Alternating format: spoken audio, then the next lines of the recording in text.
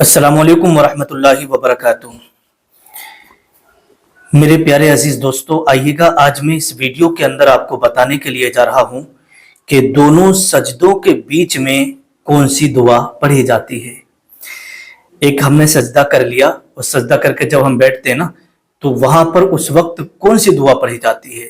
بہت سارے لوگوں کو اس دعا کے بارے میں نالج نہیں ہوتی ہے، بہت سارے لوگ نہیں جانتے ہیں۔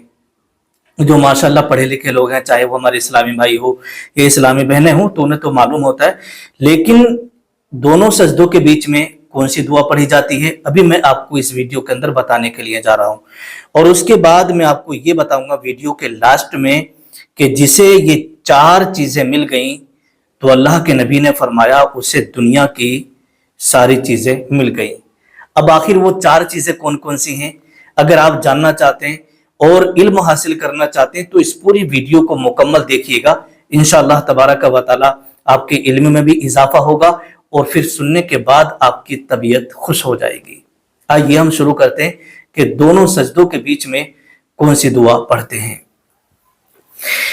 حدیث شریف ہے ابو داؤد شریف کی یہ حدیث پاک ہے۔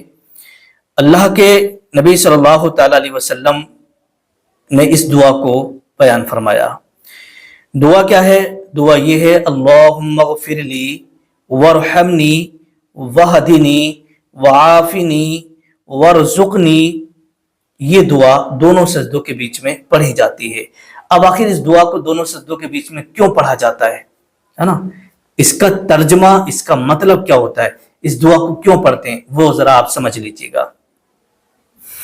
اس کا مطلب ہوتا ہے اللہم اغفر لی، جیسے بندہ اللہ تبارک و تعالی کی بارگاہ میں اس دعا کو جب پڑھتا ہے نا، اللہم اغفر لی، اے اللہ تو میری مغفرت فرما، اے اللہ تو میری مغفرت فرما، ورحمنی، اے اللہ تو مجھ پر رحم فرما، وہدنی، اے پروردگار تو مجھے ہدایت عطا فرما، وعافنی، اے اللہ تو مجھے عافیت عطا فرما، اے اللہ تو مجھے عافیت عطا فرما، ورزقنی، اے اللہ پاک تو مجھے رزق عطا فرما، اے اللہ تو مجھے رزق عطا فرما۔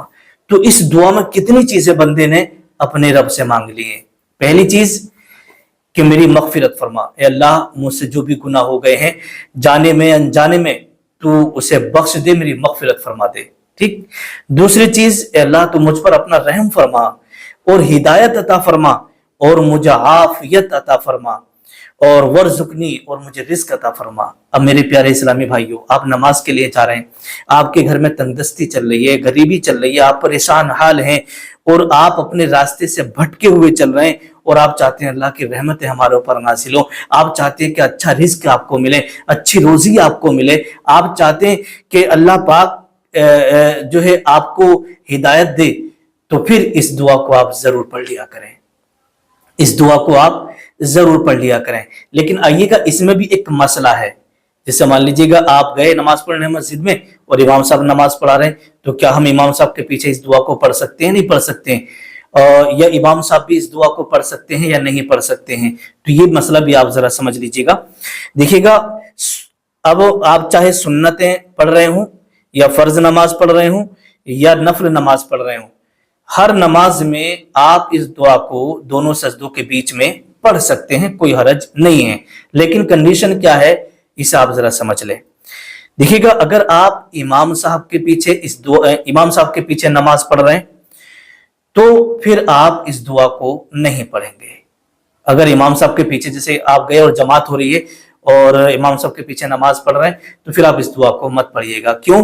اس لیے کہ امام صاحب کی متابعت ضروری ہے، کیونکہ اگر آپ اپنے من سے کچھ بھی کریں گے تو پھر امام صاحب کی متابعت آپ سے ختم ہو جائے گی، تو اس لیے آپ امام صاحب کے پیچھے پڑھ رہے ہیں تو اس دعا کو مت پڑھیے گا۔ ہاں، کیونکہ اگر آپ امام صاحب کے پیچھے پڑھ رہے ہیں اور آپ نے اس دعا کو پڑھنا شروع کر دیا تو پھر تاخیر لازم آئے گی، ہے نا؟ امام صاحب سجدے میں ہوں گے، آپ بیٹھے رہیں گے، امام صاحب اٹھ جائیں گے، آپ سجدے میں جائیں گے، تو یہ ہوتی ہے تاخیر، تو تاخیر لازم آئے گی۔ تو اس لیے اس میں منع ہے کہ امام صاحب کے پیچھے نہ پڑھیں۔ اور امام صاحب کے لیے کیا مسئلہ ہے؟ امام صاحب پڑھ سکتے ہیں یا نہیں پڑھ سکتے ہیں اس دعا کو؟ تو دیکھیے گا، امام صاحب کے لیے مسئلہ یہ ہے کہ جب مقتدی راضی ہوں تو تب اس دعا کو پڑھیں. اگر مقتدی کو گرا گزرتا ہو تو پھر اس دعا کو پڑھنے کا حکم نہیں ہے. جیسے مان لیجیے گا آپ سجدے میں پہلے سجدے سے سر اٹھایا, اب امام صاحب اس دعا کو پڑھ رہے ہیں تو تھوڑی دیر ہو جائے گی, ٹھیک ہے, پھر سجدے میں جائیں گے تو مقتدی لوگ سوچیں گے بڑی دیر دیر میں نماز پڑھا رہے ہیں, سجدے میں بیٹھے رہتے ہیں بہت دیر تک. تو اگر مقتدی راضی ہوں تب اس دعا کو آپ کے لیے پڑھنے کا حکم ہے, نہیں تو امام صاحب اس دعا کو نہیں پڑھیں گے اگر مقتدیوں کے اوپر گرا گزرتا ہے, ٹھیک ہے. تو دونوں سجدوں کے بیچ میں کون سی دعا پڑھی جاتی ہے یہ آپ نے سن لیا ہے. دعا یہ ہے اللہم اغفر لی وارحمنی وہدنی وعافنی وارزقنی. اس دعا کو آپ یاد کر لیں اور جب آپ تنہا نماز پڑھیں تو ضرور پڑھا کریں. انشاءاللہ آپ کی ہر مشکل, ہر پریشانی بالکل حل ہو جائے گی. آپ جو یہ پریشان ہو رہے ہیں نا کہ مجھے کاروبار نہیں مل رہا, میرے رزق میں برکتیں نہیں ہو رہی, میں بہت زیادہ تنگ دستی میں چل رہا ہوں, اس دعا کو آپ پڑھنا شروع کر دیجیے گا, انشاءاللہ آپ کی قسمت ہی جاگ جائے گی. یہ ہو گئی, یہ مکمل بات ہو گئی آپ کی سجدے والی.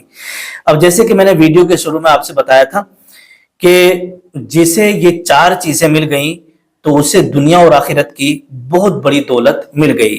یہ حدیث پاک ہے, اللہ کے نبی نے فرمایا ہے. اب وہ 4 چیزیں کون کون سی ہیں تو بڑے دھیان سے یہ چاروں چیزوں کو آپ سن لیں اور سمجھ لیں, پھر آپ اس پر عمل ضرور کریے گا. نمبر 1, وہ 4 چیزیں کون سی ہیں جس کے بارے میں اللہ کے نبی نے ذکر کیا ہے. پہلی چیز شکر کرنے والا دل, ہے نا. شکر کرنے والا, آپ نے تھوڑا کچھ کھایا, اللہ کا آپ نے شکر ادا کیا, اللہ نے آپ کو اولاد دی, اللہ کا شکر ادا کیا, اور مطلب جو بھی اللہ نے آپ کو نعمتوں سے نوازا, ہر قدم پہ آپ اللہ کا شکر ادا کر رہے ہیں, تو یہ ہے شکر کرنے والا دل. تو جو بندہ زیادہ اللہ کا شکر ادا کرتا ہے, قدم قدم پہ اللہ کا شکر ادا کرتا ہے نا, تو اللہ کے نبی صلی اللہ تعالی علیہ وسلم نے ارشاد فرمایا کہ جسے یہ 4 چیزیں مل گئی نا اسے دنیا اور آخرت کی بہت بڑی دولت مل گئی. تو پہلی چیز ہے شکر کرنے والا دل. دوسری چیز ہے اللہ کا ذکر کرنے والی زبان. آپ نے دیکھا ہوگا اسی دنیا کے اندر بہت سارے لوگ وہ ہیں نا جو دن رات گالی بک رہے ہیں, گالی گلوج کر رہے ہیں, اور اسی زبان سے جو ہے شراب پی رہے ہیں, جھوٹ بول رہے ہیں, چغلی کر رہے ہیں, غیبت کر رہے ہیں, جھوٹی قسمیں کھا رہے ہیں اسی زبان سے. لیکن ایک زبان وہ ہوتی ہے جس پر اللہ کا ذکر ہوتا ہے نا. تو اللہ کے نبی فرماتے ہیں کہ شکر کرنے والا دل, اور دوسری چیز اللہ کا ذکر کرنے والی زبان. نمبر 3, مصیبت کے وقت صبر کرنے والا بدن. یہ جو بدن ہے نا, صبر کرنے والا بدن, مصیبت کے وقت صبر کرنے والا بدن. نمبر 4, ایسی بیوی جو اپنے شوہر کے مال میں خیانت نہ کرے اور نہ ہی اپنی عزت اور اپنے شوہر کی عزت میں خیانت کرے. مطلب اپنے شوہر کے مال میں بھی خیانت نہ کرے, اچھے سے اس کی حفاظت کرے, اپنی عزت کی بھی حفاظت کرے, اپنے شوہر کی بھی عزت کی حفاظت کرے, ٹھیک ہے. تو جس کو فرما بردار عزت دار بیوی مل گئی تو سمجھو اسے دنیا اور آخرت کی بہت بڑی دولت مل گئی. تو یہ 4 چیزوں کا ذکر اللہ کے نبی صلی اللہ تعالی علیہ وسلم نے کیا ہے. شکر کرنے والا دل, اللہ کا ذکر کرنے والی زبان, اور تیسری چیز مصیبت کے وقت صبر کرنے والا بدن, اور ایسی بیوی جو اپنے شوہر کے مال میں خیانت نہ کرے اور نہ ہی اپنی عزت اور اپنے شوہر کی عزت میں خیانت کرے, ٹھیک ہے. تو یہ 4 چیزیں اللہ کے نبی صلی اللہ تعالی علیہ وسلم نے بیان فرمائی ہیں. اس ویڈیو کو آپ آگے بھی شیئر کریں تاکہ دوسرے لوگوں کو بھی معلومات میں اضافہ ہو. السلام علیکم ورحمۃ اللہ وبرکاتہ.